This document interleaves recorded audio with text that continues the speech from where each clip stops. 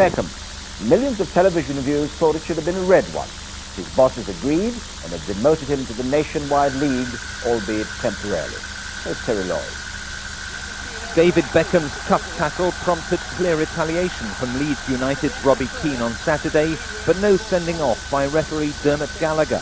Instead, both men were given a yellow card caution. In comparison, this arguably milder response by Paul Ince a week ago today resulted in him being sent off.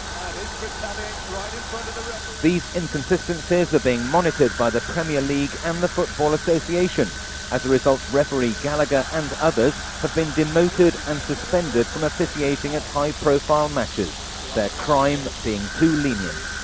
I will manage the situation with Dermot, and I've had a very long conversation with him this morning, and we will see what appointments he gets in the forthcoming week. But at the end of the day, they must accept that they've got to take up the optimum viewing positions, and based on what they see, they've got to take action. And in the case of Saturday, I mean, the referee was no more than 3 or 4 yards away. Top-class referees attend regular training courses designed to make them read the game and each incident the same way.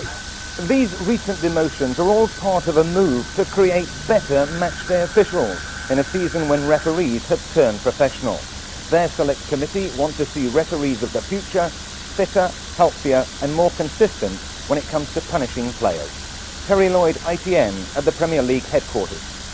There were 8 yellow cards in tonight's Premiership match between Blackburn and Leicester. There were no sending off, though. Highlights are here on ITV1 in an hour, so if you don't want to know the score, you should look away now.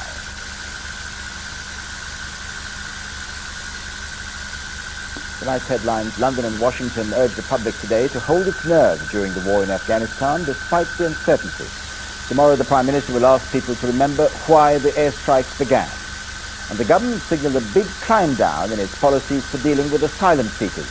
Identity cards will replace food vouchers, and the schemes to accommodate asylum seekers in estates around the country will be scrapped. And that's tonight's news at 10. We're back tomorrow. And the entire team here, goodbye.